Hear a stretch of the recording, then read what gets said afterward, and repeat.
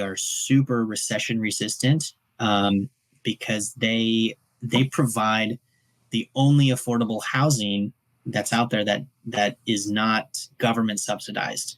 And I'm guessing people have heard that thrown out there often, but what that really means is I can choose to live in a mobile home if I make $1 million, or if I make only $1,000 a month, as long as I can qualify to the park.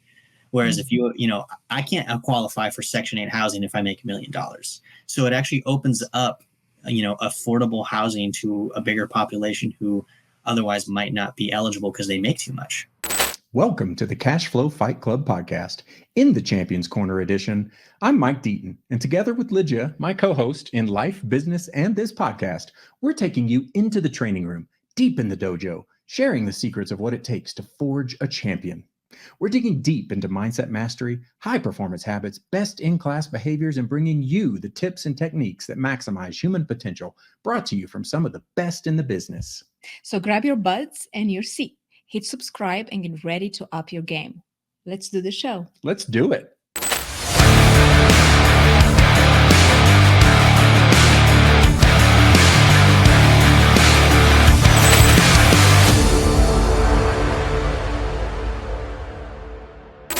On today's podcast episode, we have an incredible guest joining us, Steve Johnson. Steve currently lives in Miami, Florida, enjoying sunny weather and beach life. Steve's the owner and operator of 14 mobile home parks and is an expert in buying and selling notes and mortgages on those mobile home parks and single-family homes. He's here today to share his wealth of knowledge on each of these topics and discuss how he's raising funds to provide above-market returns for investors. In addition to his impressive real estate ventures, Steve is also a seasoned coach in business management, investing out of state, and building effective systems. We're thrilled to have him on the show to share his insights and strategies. Welcome, Steve. Steve Johnson, welcome to the Cashflow Fight Club podcast. We're excited to have you on today. Yes, hi, thanks, guys. Yeah. So we'll talk, like I said, a bit about mobile home park investing. I think passively investing in notes is also very powerful. We can touch on that. Maybe before we jump into the meat of the topic, give us a little bit of background info on you and what brought you into real estate. I would be happy to, yes. So what brought me into real estate was doing my taxes for the first time. I had just gotten out of college. It was time to do my taxes, and I was like, just trying to understand the very basics. What the heck is this stuff? What does it mean to? I didn't know any of that stuff. So I ended up finding a book. Some of you may know the author, Robert Kiyosaki, and it was actually not his first book. It was his cash flow quadrant book. And I read in there because there was something, it had something to do with finance. So I started with that book, and that was the beginning of my journey. I remember reading that book in the basement of a shared house in Colorado Springs, actually near you guys. And that got me intrigued into passive investing and real estate in general. From there, it slowly started to churn. I was going to meetups. I was meeting people. I was trying to get in the game, not knowing anything. Finally, I did find myself going into mobile home parks. So I started flipping mobile homes inside of parks. And that worked well because my career at the time, I was in theater. I was working as a technical director backstage, designing and building shows. Think of it as a general contractor of kind of building the sets, putting everything together. So I knew how to do a lot of the building and repair work. So I did I slept out of my suitcase a few nights on an air mattress in these units, started flipping them, learned very quickly, wow, I love this model because I was selling the homes on paper. I didn't have to be the landlord. Once I had it fixed up, it was good and they paid. And I wanted to be the landowner of the land. And so then began my desire to get into mobile home parks. So again, some years later, I was trying to do it on my own. I finally found a couple of partners who brought me in. We teamed up. I brought the operations aspect because my background became more and more property management over time. So these guys, they had some parks already. They were from finance. They knew how to do the infrastructure stuff. I was the missing component really of operations day to day, all the fun nuts and bolts of dealing with tenants and leases and putting out fires like that. So since then, we have gone on to acquire, I think we're at 14 mobile home parks out in the Midwest. We're in Illinois, mainly, of all states. We're in Indiana, Michigan, and Georgia as well. And we've been doing that for a handful of years now. And as we've grown, we've brought on virtual assistants who have been an awesome addition to the team because we're able to delegate, these responsibilities down to our very trusted employees who are actually our park managers at the end of the day. So since there, I've also jumped into the note investing in the last year and a half, focusing on non-performing seconds for the most part.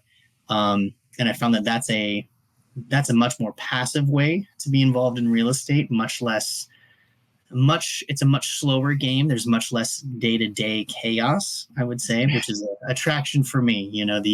The property management side, the operations, it grows repetitive and weary. So the note investing is the new focus as of late. I love that. Yeah, that's great.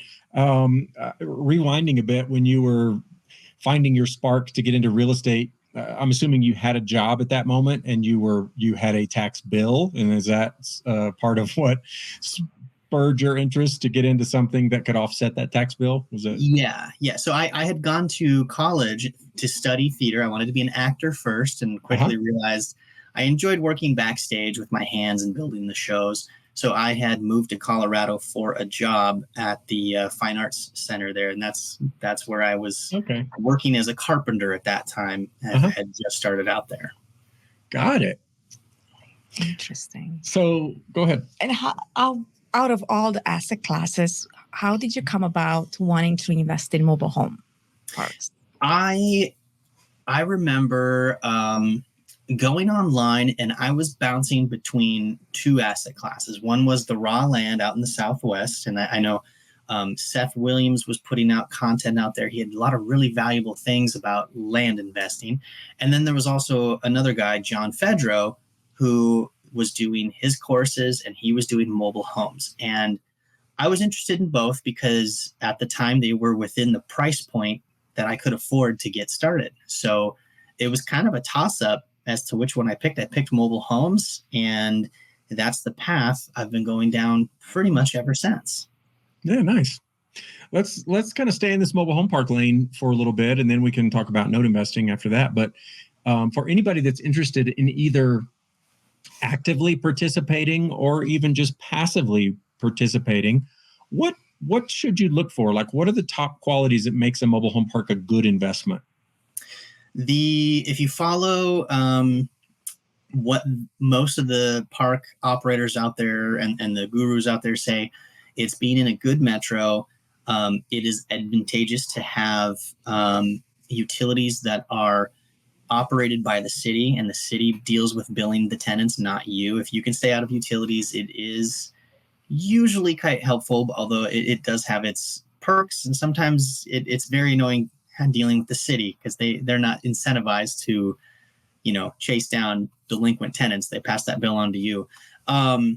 But finding the right metros, finding the right, I would say, focusing on the dynamics of that market is the big one. You don't want to be in a market that is, your mobile homes are competing with, $50,000, $60,000, $70,000 homes. Ask me how I know. That makes it much harder to be able to turn and flip units.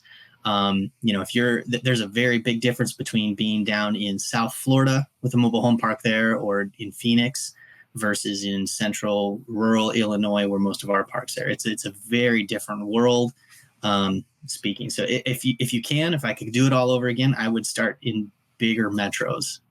Mm-hmm. So the spread between people being able, I guess it makes it harder for somebody to leap from being in a mobile home, situation versus buying a home. They're almost kind of kept in the. I mean, it's the same in the world of apartments or whatever, right? Like if people can afford homes, then you have less competition for rents. Is that where you're going with that?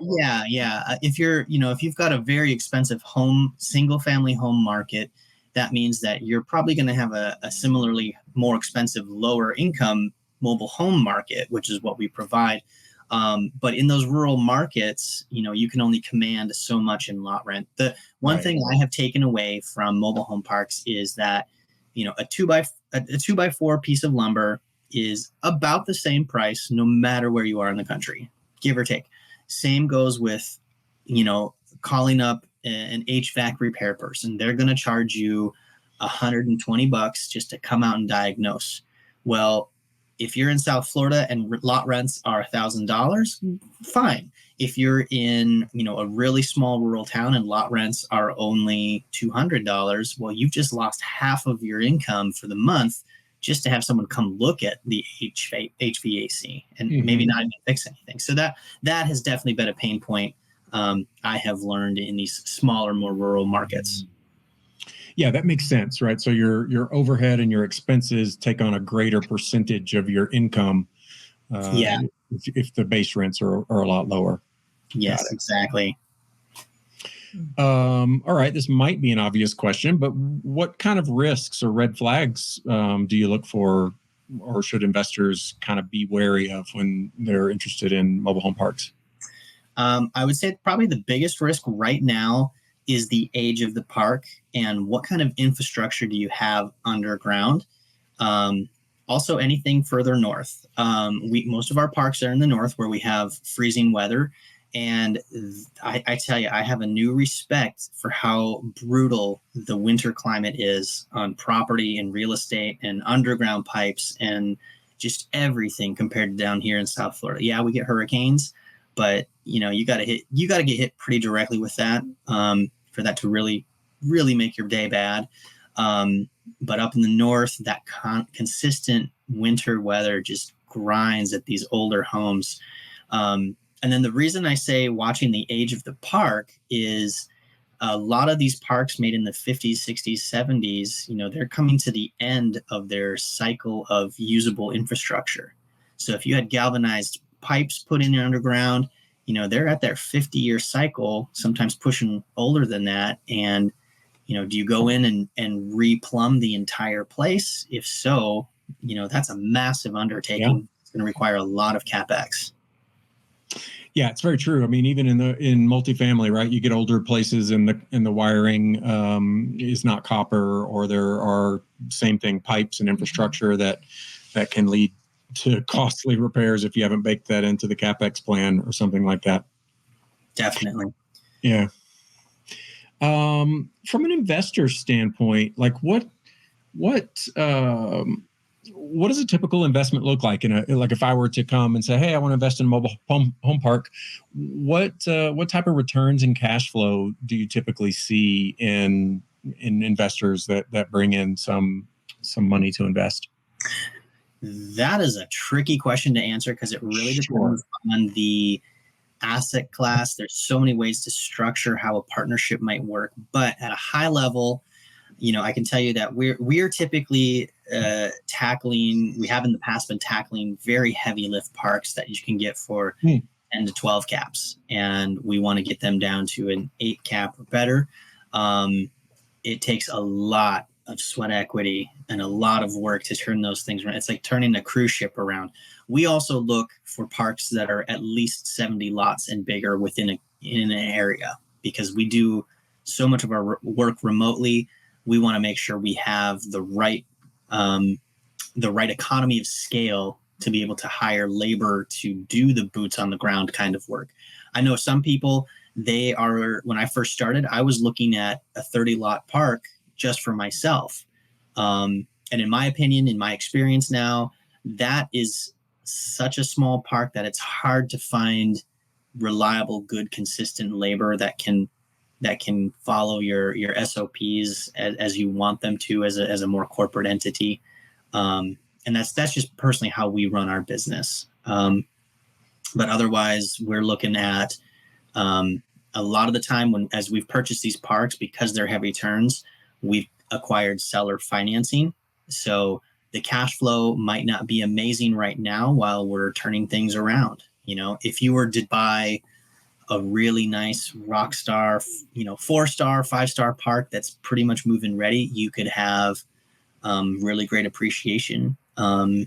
Might be great cash flow. It might not be. That hasn't been our focus. So I suppose I can't speak to those really nice parks at this time. That's kind of our next acquisition course, is finding those more move-in ready, more institutional grade parks. Yeah. Okay. So to date, you've been doing a little bit more value add. So you go in and find underappreciated mobile home parks, go in and add.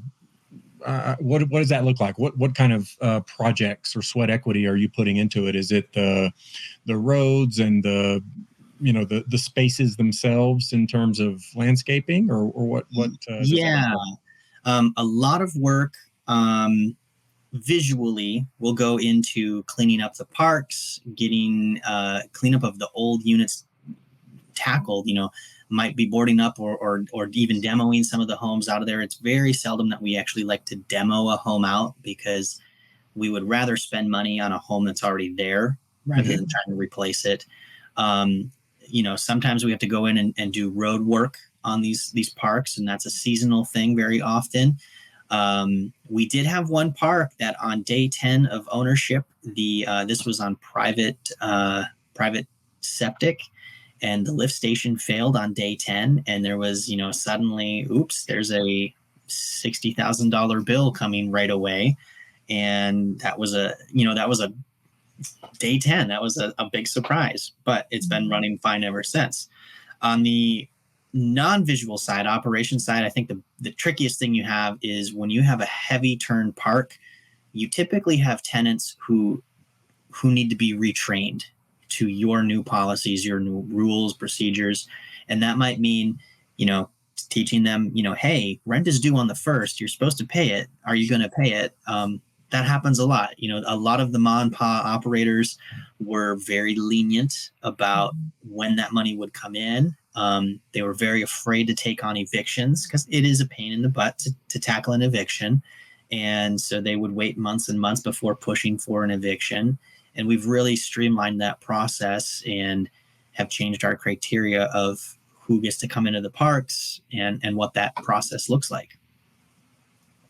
Yeah, that makes sense. And I guess you alluded to it a little bit earlier, but there's a size point at which management becomes a little easier, right? Just like single family homes or multifamily. If you have only a few units and you're paying somebody to manage the property, it's hard to find a professional company because it's really eating into the budget, right? Or people don't even want to mess with smaller parks unless you find just an individual contractor or somebody. And so that plays into things, it sounds like, as well. So I think you said that around the 30 mark or something, larger becomes a bit easier.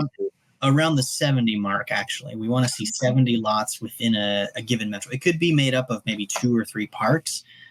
When I had started, I was looking at about 30 lots, and I realized after I had done enough underwriting, I realized that a park that size is a great way to have a job for the rest of my life. And that was the whole point I was trying to get away from. I did not want to secure a job. I wanted a business that was going to eventually be running itself and well, not itself entirely, but it could be more passive, and I would be, up there steering the ship. Mm-hmm. Yep. Can totally understand that. You touched a little bit earlier on the markets that you typically like to be in. What are some of the best markets to invest in mobile home parks? The Carolinas are really hot right now. Those have blown up. One of the Carolinas has like the most mobile homes per capita. Mm-hmm. And so that's a really great market to work in. Anything really in the Southeast is a really hot market right now. Because it hasn't been completely inundated with institutional lending, institutional buyers yet, but it's on its way. I don't look at anything in Florida anymore. Basically have it the entire time because it was, cap rates were so tight and all these big buyers were coming in and just buying up every park.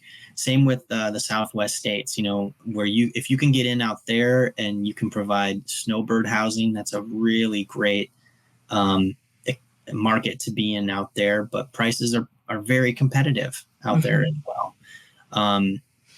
We like the Midwest because that's where at least two of us are from the Midwest. We know that area. We're comfortable there, and there's much less competition compared to these other hot markets.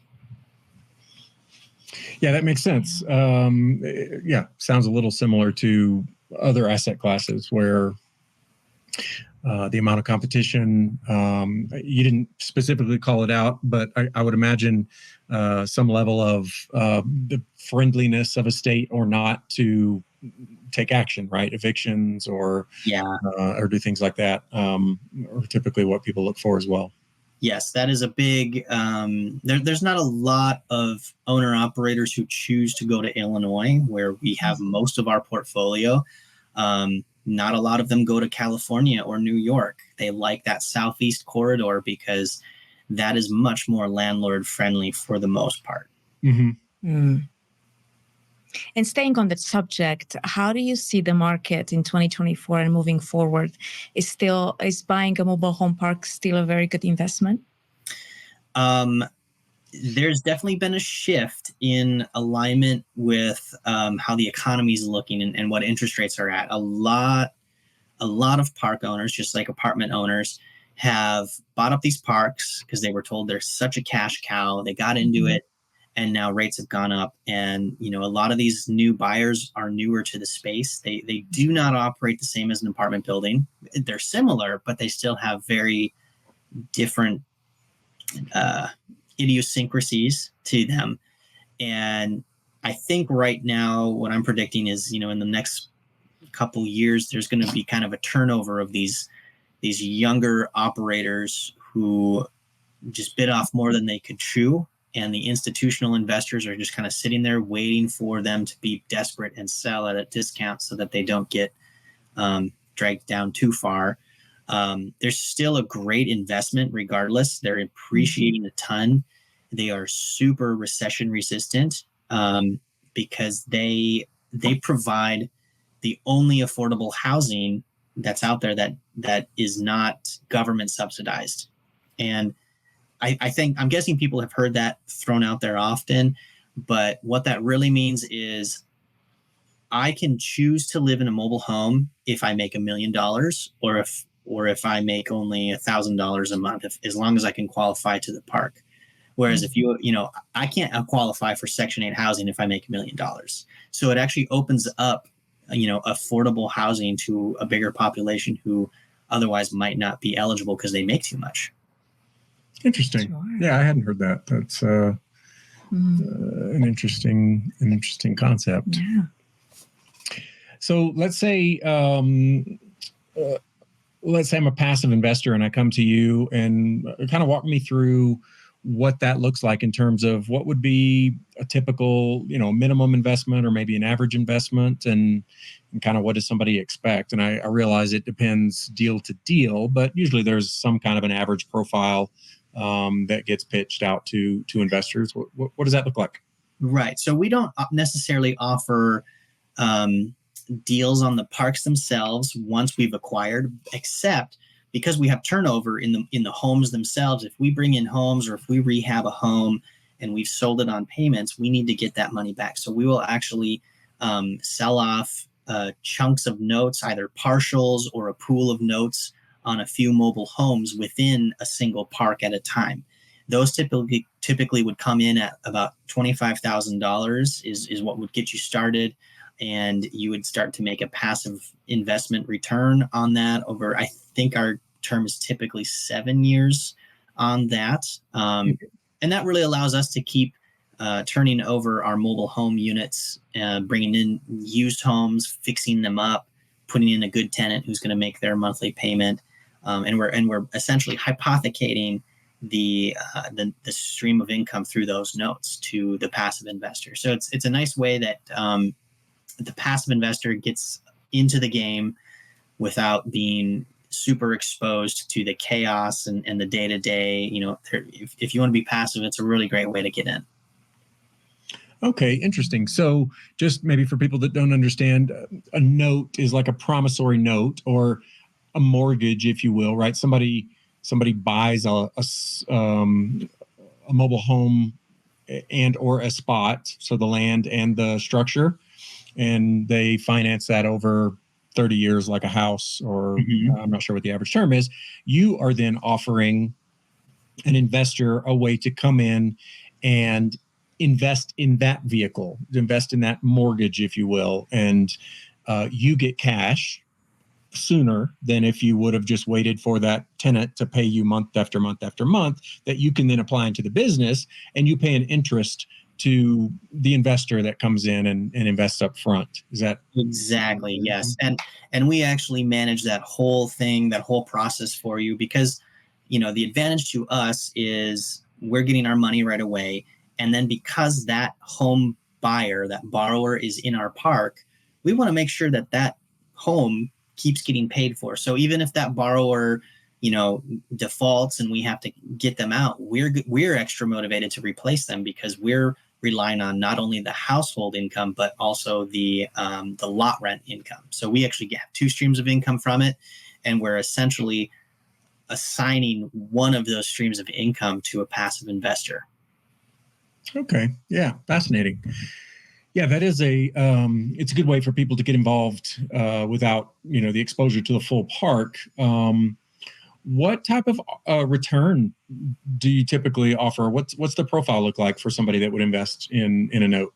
I think depending on the terms that we have there, you can check us out on realestick.com. Real E as an elephant, stick.com. Okay. And we have, I don't know if we have any offerings right now, but in the past we've offered anywhere between 8 and 12% on the notes. I think it's typically near the higher end there. Okay. And it depends on how long you let that money sit there with us. The longer we get it, the more we're going to, the more you put in, the better terms we're going to do. The longer you let it sit with us, probably the better term you're going to get as well. Right. Yeah, that makes sense. And what would be the risks involved in something like that? Like if we come in with $25,000 and we invest in a note, or I'm assuming that's one note, or maybe it could be a basket. I'm not sure, but it could be one, it could be 2 or 3. It kind of depends on what deals we've put together within our parks. The risks there would be that let's say somebody defaults on their, a tenant stops paying, gets evicted. Would that result in just a pause in any payments until a new tenant comes in, or how does that play out? In an extreme scenario, maybe there would be a pause in payments, but we're motivated to get a tenant filled in right away, because that's going to be pretty much a move-in ready home. So we'll have we'll take that tenant through the foreclosure / eviction process, however that applies, and we're going to turn that unit over quickly and fill it as quickly as we can to get your note reperforming again. Because really, at the end of the day, we're securing it, we're guaranteeing it that it's going to perform, and where a bonus is for the passive investor is it's actually secured against the park. So you, for a small chunk of money, you actually get if things go really, really sideways and we really screw up and we stop paying you and we fail to perform, you now get a lien against the entire mobile home park. Now, you might not be excited to run a mobile home park, but for $25,000, if you had to fire sale that to somebody, I guarantee you're going to get your money back if that's the case. And I mean, it's kind of one of those that it's such an advantage to you, and it's, we obviously don't want to lose a park to a $25,000 lien or something that because we couldn't fill one vacancy. Right. I think the apocalypse would have to be happening for us to screw it up that bad. Sure. Yeah. It is a possibility though, right? It's like it is. Everything's possible. Yeah. I can't guarantee 100%. But man, we'd have to really do something wrong or, take things really sideways. All of us at the partnership level, we all are in the same plane and the plane crashes in the mountains or something. Yeah, don't let that happen. But from what you say, it seems like investors come in a passive way. They're not, if somebody defaults or if something happens, the investors do not have to replace. Like you guys do all that work. Yes. You're actively involved in finding a new tenant. And like you said, so. Yes, absolutely. Again, there's two streams of income. One comes from the lot rent and one comes from the home, the borrower paying for the home. We're just selling off that home payment portion. That's the portion that the passive investor gets their money from. The park really at the end of the day operates off of the lot income. So we're motivated to get that lot income coming in. So you get, rather than, in a typical scenario where you might have a note against a single family home, all of that income stream dries up. We still have half of our income stream still there, and we're motivated to fill it up with as quickly as possible. That makes sense.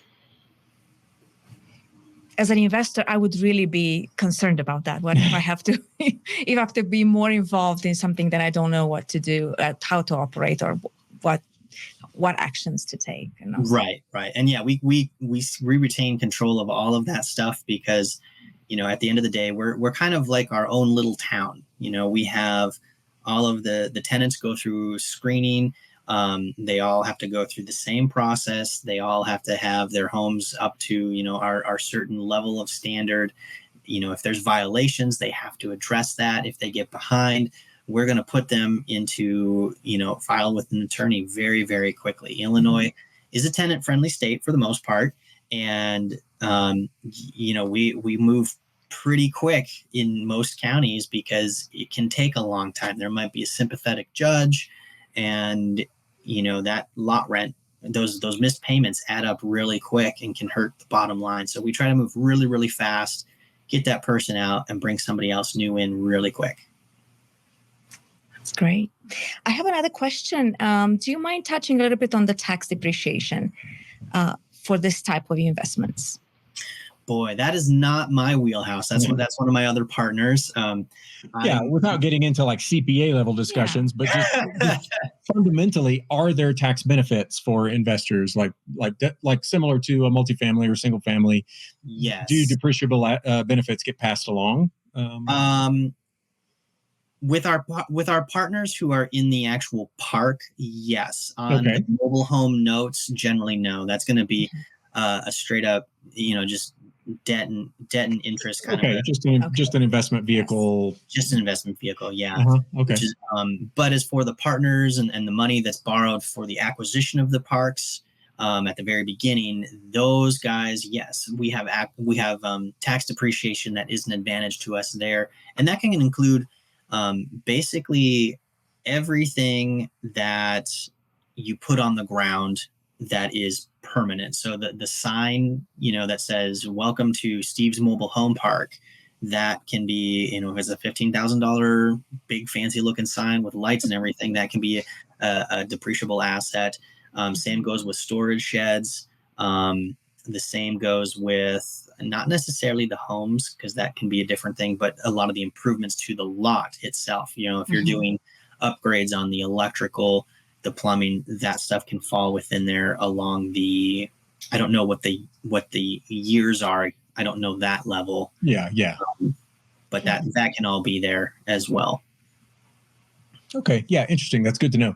And definitely. But basically every dollar you put into improving the park that is fixed to the park can be a depreciable asset. Right. Staying on the notes thread, so you're offering some notes on mobile home park or mobile home loans. Are you? I think I heard that you're doing other types of notes as well, single family homes and other things. Yes. So outside of the mobile home park world, I'm doing notes with a couple of other people I work with, and we are purchasing typically non-performing notes. Often they are in second position. And what that means is there's usually another bigger loan in front of us that they'll get paid out first. Mm-hmm. We started out doing second position non-performing because we could buy more of those at a discount and kind of spread our risk across multiple assets. I'm all about scale. Since I got into mobile home parks, give me scale. I'm going to learn, I'm going to make mistakes, and I'm going to recover from them a whole lot faster when I've got, half a dozen, 12 at a time, whatever it might be, versus if I have all my money wrapped up in one single family home note, I personally lose more sleep because everything's riding on that one note. If it starts to go sideways, I'm going to go, oh crap.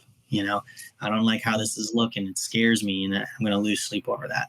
So I like the seconds because we can buy notes for, we've bought some for a few thousand. We've put in bids for a few $100s at times, and, it might be a small amount that people owe, which is $10,000.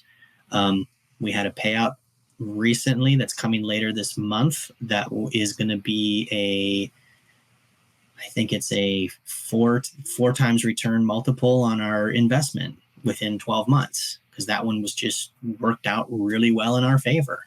And I'm very much enjoying that space because it is slower and it's more hands off, and it can be done anywhere. So I'm not super familiar with this. Walk me through, like, how does this work at a high level? Like, how are you finding notes? And then is there a marketplace where you're putting in bids against other people, or just how does this flow out? Yeah, so there are a couple of resources out there, brokers there that exist where you can trade notes. You can actually go on Crexy.com. They have some notes available there. Those are big commercial notes where you might need a few $100,000 or $1 million at a time. We have made our way into a couple of contacts where they will take down entire what are called tapes of notes, which is basically a spreadsheet. It might be $5 to $10 million that they have to bid at a time, and there might be 50 to 100 or more notes on there, 50 to 100 properties. And they take the whole thing down at a massive discount. Then they pick the ones that are their favorites, and then they sell their less desirable ones to people like myself. So we've got some ins there. And then, of course, you can also find seller created notes as well. There might be people who, what I would love to find is the owner operator who, they were operating their mobile home park for the last 40, 50 years. They decided to retire. The kids didn't want it. They sold it on paper.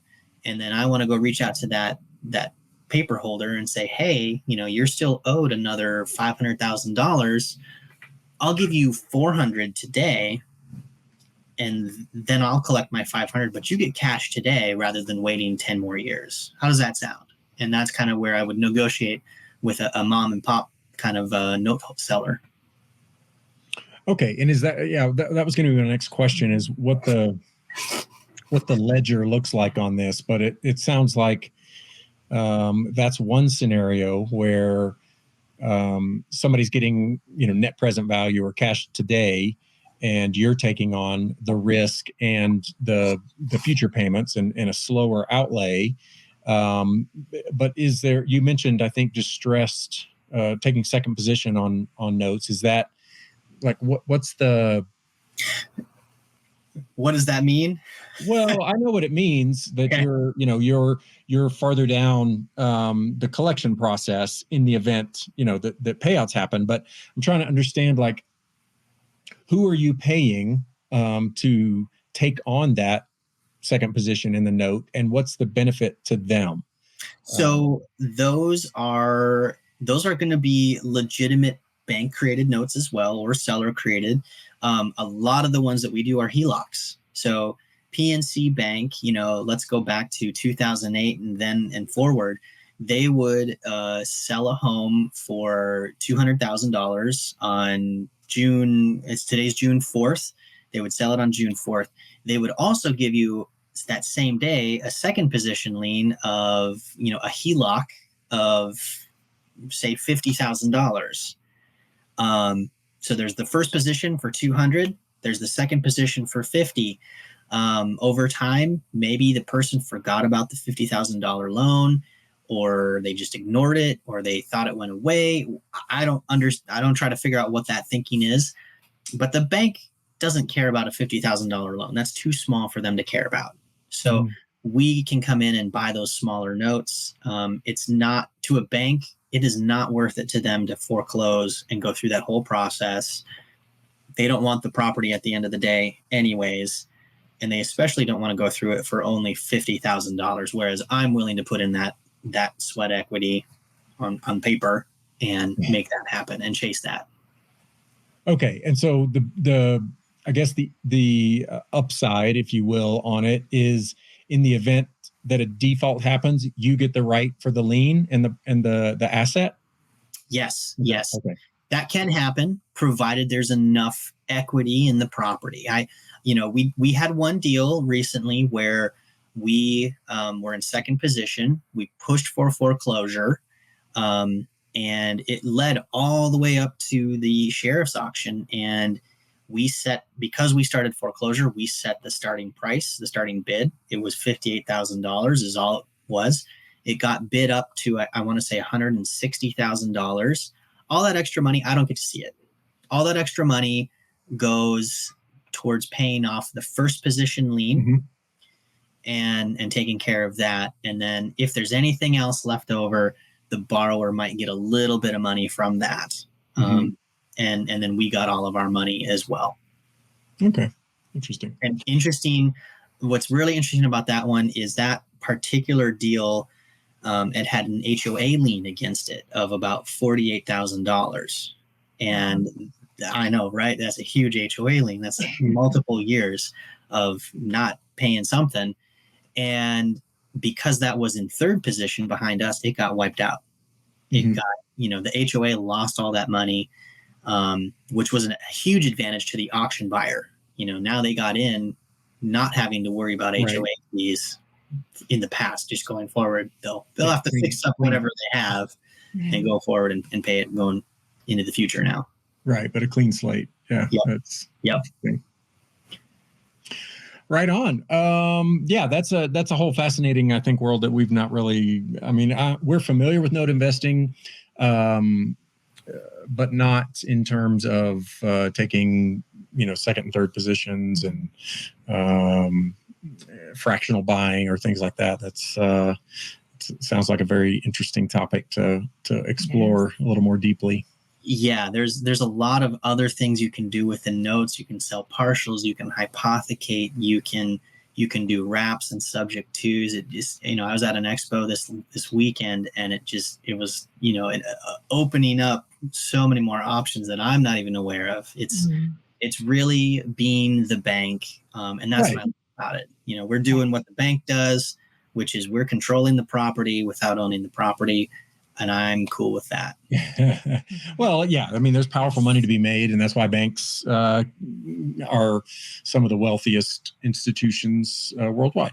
Yeah, I think tech is starting to overtake a lot of that, but banking's where it's at for sure. That's what we love about the land investing and other things. We do a lot of owner financing as well, and it's just a powerful way to grow your wealth. Perfect. So you guys get the note investing from that point of view. I would come to you if you guys have a note, if you need cash suddenly. Exactly. I'll come in and I'll say, oh, hey, you have $100,000 note on X and it's secured and all the paperwork's good. I'll give you 90 today and I'll collect payments over the next whatever that is. A lot of interest. Exactly. Yeah. And then we can redeploy that. And it all works when the rates of net present value versus what our return of capital is when all that balances out and works. It allows the machine to keep going. So yeah, it's all good stuff. What does the future hold? So it sounds like you are, I think from the beginning of the podcast, you were saying you're pivoting a little more heavily into the note side of your business versus operations. And I can certainly understand running any type of operation, especially in real estate where you have tenants, and can be all consuming in terms of time and money and effort and things like that. So it's definitely nice to be enjoying interest bearing activities or passive activities. But it sounds like that's a little more your focus and direction going forward. That is where I'm shifting to. Yeah, pivoting is the perfect word for that.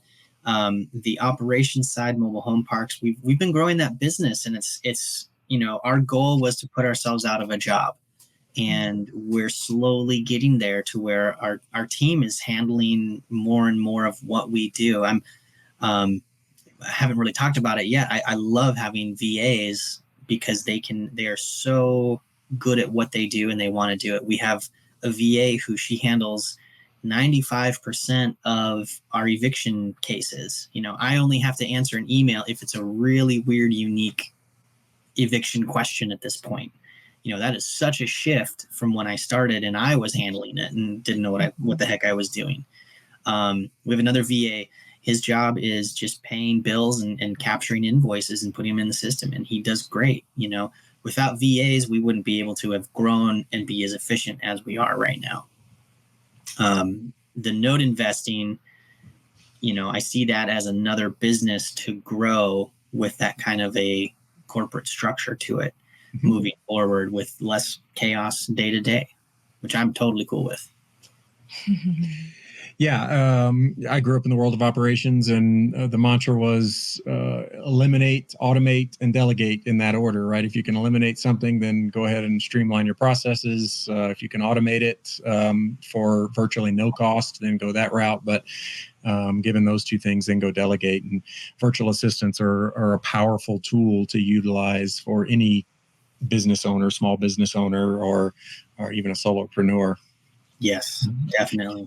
How are you going about finding your VAs? Or do you go through some of the common platforms, or are you sourcing those individually? We have used exclusively Upwork so far, although I would also recommend using LinkedIn. There are some very savvy VAs who are using LinkedIn to build their network and really, I think, doing well. It's very impressive how well they can build out their portfolio there. I do not go through the placement agencies because we're looking for very long-term employees. They've been with us for most of them, I think, have been with us now 2 years. And a lot of these placement agencies, they've got so much turnover. It would require a lot more training, and it's just something I'm looking to avoid. I train them personally. I bring them up to what we want them to do, and they stick around. So they must like us for some reason. No, it's an important skill, and it is a common downside to leveraging virtual assistants is that whole aspect of a retraining cycle and having to go about that whenever turnover happens, which does happen, or people don't work out or whatever. So yeah, I hear that often, and we've experienced it as well. So it is a pain point, but there's a tremendous upside to leveraging talent. Are you using overseas primarily or local?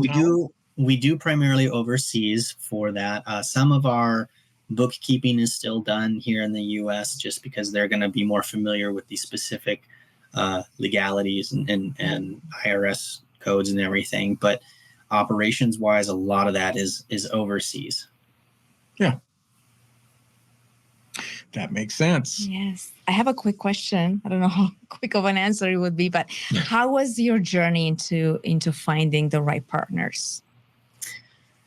Oh man, what a great question. The journey to finding the right partners. You started, you said, in Colorado Springs, I think, when you were doing some mobile home flipping. Are those still some of your partners today, or have you? No. I started doing that all by myself. I thought for the longest time I could just buckle down hard and figure it out all on my own.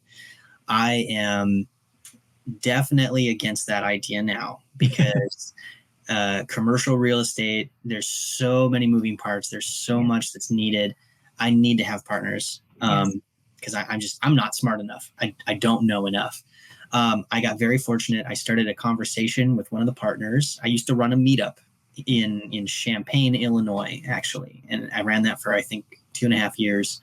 And I met this guy, and he said, "Hey, keep talking to me." And I remember being so incredibly angry. He's 26 years old and he had 4 mobile home parks. And I was like, "What the heck did you do? How did you make this? Like, what's going on?" And so he and I kept in touch week after week. I would call him on Sundays, I think it was. And we just chatted, and I learned about his business. I told him what I was doing.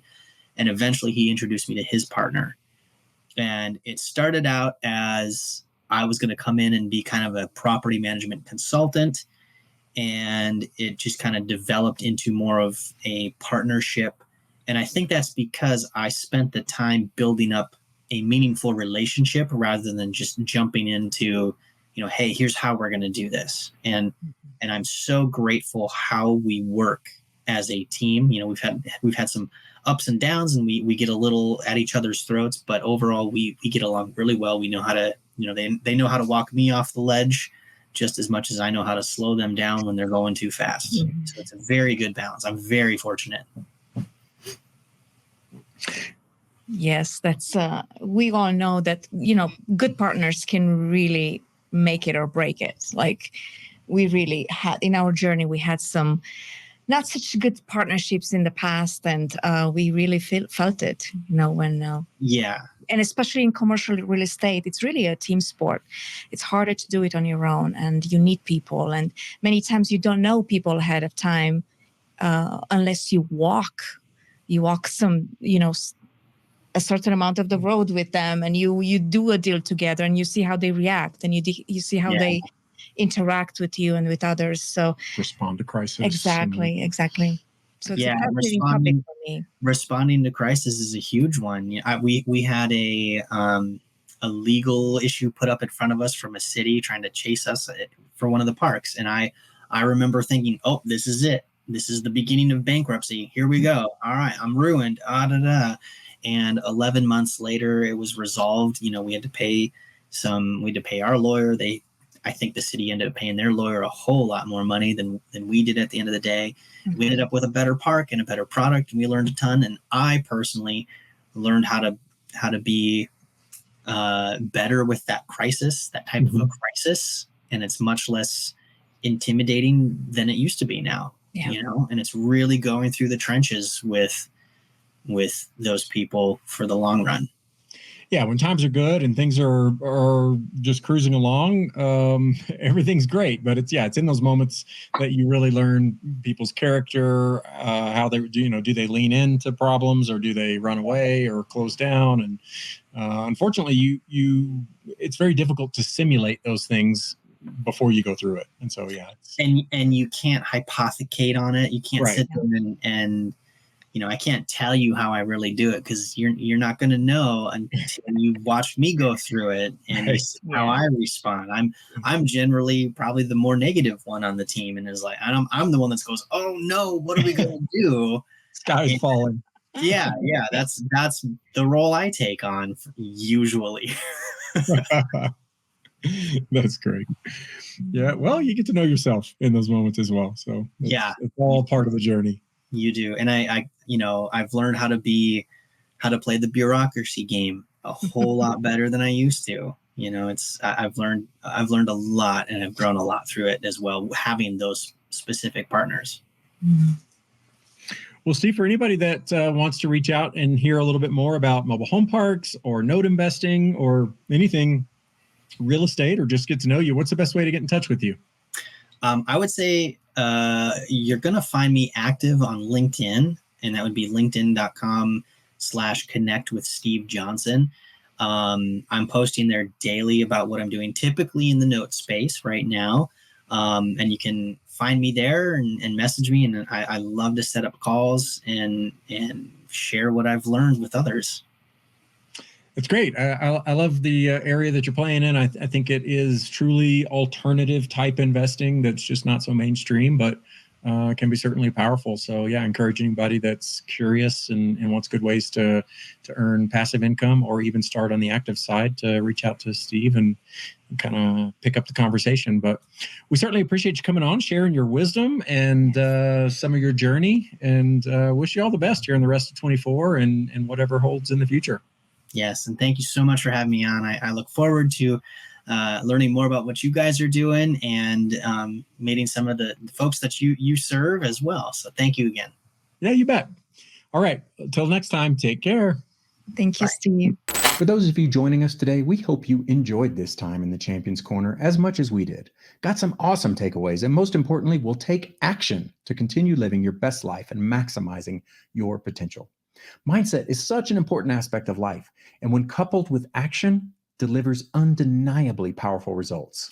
Please subscribe to the podcast to hear from more great guests and get the latest mindset mastery insights and cash flow matchups. Again, thank you so much for investing your time with us, and we look forward to seeing you next time on the Cash Flow Fight Club podcast.